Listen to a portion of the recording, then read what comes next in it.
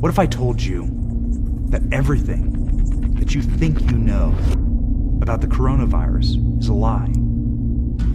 That you are right now witnessing the largest, costliest, deadliest cover-up in world history. Would you believe me?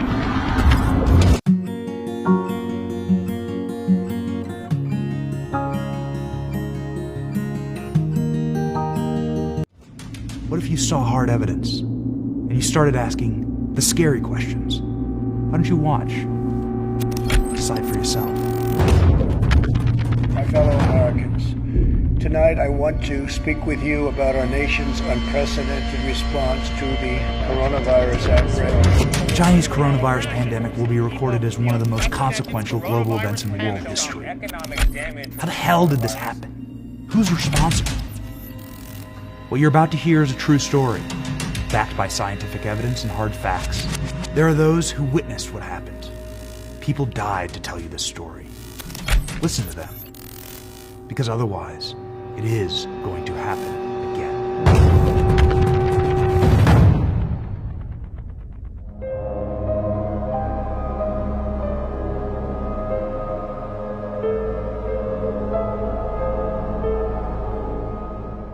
New Year's Eve, tens of millions of people are gathering to celebrate with their families. But in one of China's largest cities, the streets are eerily silent. Wuhan is located in the heart of China and home to more than 11 million people. Word has gotten out that there is a killer on the streets. A unique and deadly virus was spreading through the city's population at a blistering pace, and no one has any idea how to treat it or where it came from. 1 month earlier, an elderly Chinese man was admitted to the Wuhan hospital with extreme difficulty breathing and signs of pneumonia. This is the first case on record of COVID-19. As the month of December pressed on, hospital wards in Wuhan exploded with cases of the unique pneumonia. Chinese doctors and medical staff began to come down with the same symptoms, indicating the terrifying prospect of human-to-human transmission. On December 30th, a Chinese ophthalmologist named Dr. Li Wenlang warned on social media of a respiratory illness ravaging the city. Wenlang was punished and silenced by local communist authorities. In 1 month, Dr. Wenlang would be dead, killed by the virus that had already taken the lives of thousands. The exact number of dead we don't know, and we likely never will. Realizing the disaster on their hands, the Communist Party of China brutally locked down the city of Wuhan. We know the Communist Party of China's secrecy, blame shifting, denial, and inability to act in this pandemic resulted in the deaths of tens of thousands of Americans, hundreds of thousands more around the world, all while decimating the economy. What we don't know is where the virus came from. How did it get here? Why is it so deadly? For clues on these questions, we will go to ground zero in Wuhan, focusing on what Chinese scientists, medical experts, and local officials had to say about this outbreak before the communist government stepped in and silenced them all. Let's start with what we know. There are two elements in this outbreak that have universal scientific consensus. One, the genome sequence of the virus is of bat origin and is specific to a species of bat known as the horseshoe bat.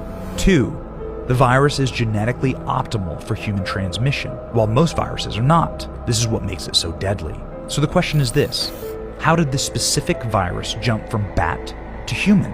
The official Communist Party endorsed theory is that the jump occurred at the Hunan seafood wholesale market in Wuhan. However, this theory begins to fall apart when data from the original outbreak is examined. According to Chinese scientific papers published in January, studying the initial outbreak, 1/2 of the original cases had no exposure to the seafood market whatsoever. The alleged patient zero in December had no history with the seafood market at all. Furthermore, investigators and researchers found no evidence of the intermediate horseshoe bat, or any bats for that matter, being sold at the market.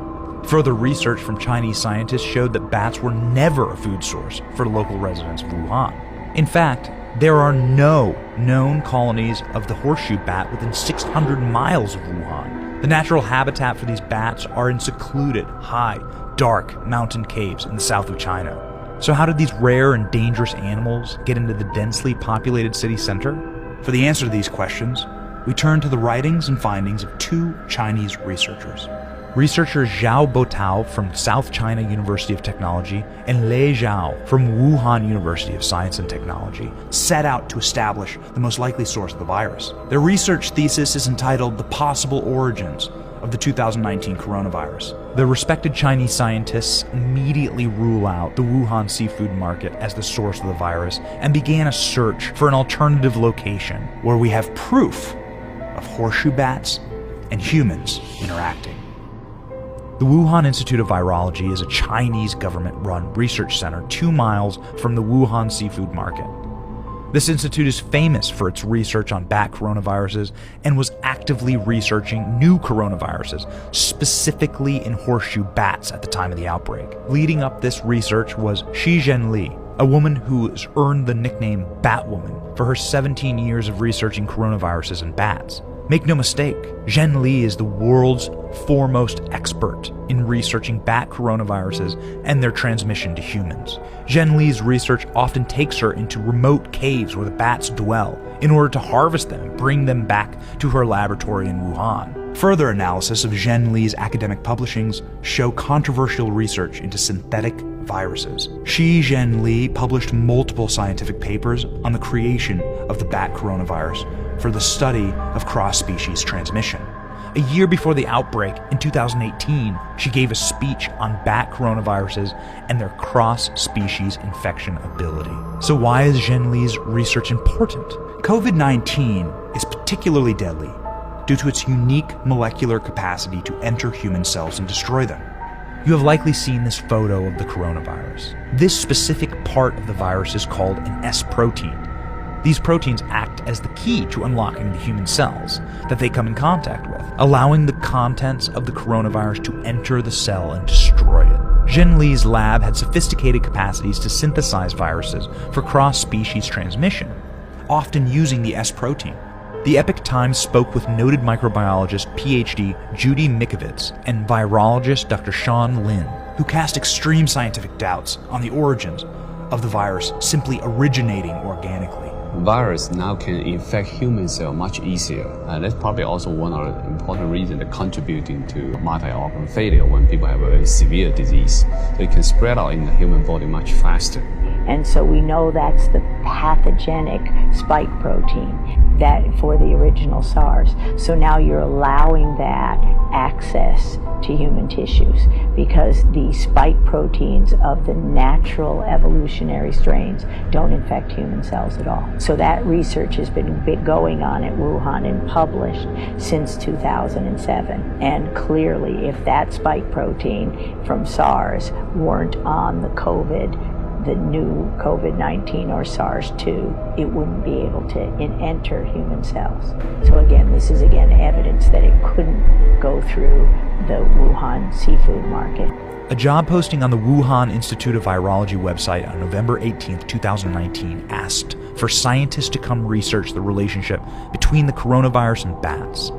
On December 24, 2019, as COVID-19 was savaging the population of Wuhan, the Institute posted a second job opening, urgently announcing that they had discovered a large number of new bat viruses and their infection mechanisms that could transmit to humans. At the beginning of the outbreak, Shi Zhenli is quoted openly in the press as wondering, could the virus have come from our lab? The independent Chinese researchers investigating the outbreak noted that scientists in the lab have a history of being infected with bat coronaviruses. Scientists in the lab have reported getting attacked by the bats and splattered with bat blood and bat urine. The Wuhan lab had such a known security problem that the US Embassy in Beijing took some extraordinary actions to warn them about it. In January 2018, the embassy sent 2 US science diplomats to the Wuhan Virology Institute. Sloppiness, carelessness, lack of safety, or management of the lab so shocked the American scientists that they urgently wrote a series of diplomatic cables back to America warning of the potential of an imminent outbreak. The cable reads, most importantly, the researchers showed that various SARS-like coronaviruses can interact with the human receptor identified for SARS coronavirus. The findings strongly suggest that SARS-like coronaviruses from bats can be transmitted to humans to cause SARS-like diseases. The person the US scientific diplomats were the most worried about? Researcher Shi Zhenli. Since the coronavirus outbreak, the Wuhan Virology Lab has experienced extremely unusual behavior. A memo from the Director General of the Virology Institute ordered the silencing of all scientists and researchers on the topic of the coronavirus outbreak or bat studies. The Communist Party then installed the top military biochemical weapons expert to oversee the operations of the lab. More disturbing still, since the outbreak, researchers on the bat coronavirus team have gone missing. In January, the Beijing News identified Huan Yangling, a researcher at the Institute of Virology, as the suspected real patient zero. Yangling was allegedly the first human to contract COVID-19 during a botched experiment. Mysteriously, Yangling has been scrubbed from the virology lab website, even while other researchers remain. The institute initially denied any knowledge of Huang Yangling, but was forced to retract their denial and admit that the researcher has now unaccounted for. Ultimately, the Chinese researchers studying the origins of the outbreak concluded their thesis by stating, "The killer coronavirus probably originated from the laboratory in Wuhan. Safety levels need to be reinforced in high-risk biohazardous laboratories. Regulations may be taken to relocate the laboratories far away from the city center and other densely populated places." But it's not just these Chinese scientists who are raising suspicions. The UK's Emergency Coronavirus Committee said that it is not a coincidence that the virology laboratory in Wuhan was studying bat coronavirus, and the lab should not be discounted as the possible source of the outbreak. American microbiologist Professor Richard Ebright, a biosecurity expert, warned that the safety levels of the Wuhan lab were woefully lacking. He writes that given the nature of their dangerous experiments, an outbreak in the lab would pose a substantial risk of infection of a lab worker, and from the lab worker to the general public. At the present date, the tide seems to be turning against the Wuhan lab. It is increasingly likely, there is increasing confidence that the virus, COVID-19, started in that Wuhan lab. As of today, says someone in a position to know, there is, quote, almost unanimous agreement in the American intelligence gathering agencies that the virus currently destroying much of the world emerged from a lab in Wuhan. The NIH gives this $3.7 million grant to the Wuhan Institute of Virology. They then advertise that they need coronavirus researchers. Following that, coronavirus erupts in Wuhan. And then what's really troubling to me is that either conspicuously or miraculously, the Wuhan Institute of Virology is able to sequence the virus on January 2nd, but China doesn't admit to the virus existing to January 9th, and then the Wuhan Institute of Virology doesn't release this important scientific information to the world until January 12th. So at best, Americans are funding people who are lying to us, and at worst, we're funding people who we knew had problems handling pathogens, who then birthed a monster virus onto the world. The question is, have you seen anything at this point that gives you a high degree of confidence that the Wuhan Institute of Virology was the origin of this virus? Yes, I have. Yes, I have. Beijing has yet to provide U.S. experts with samples of the novel coronavirus collected from the earliest cases.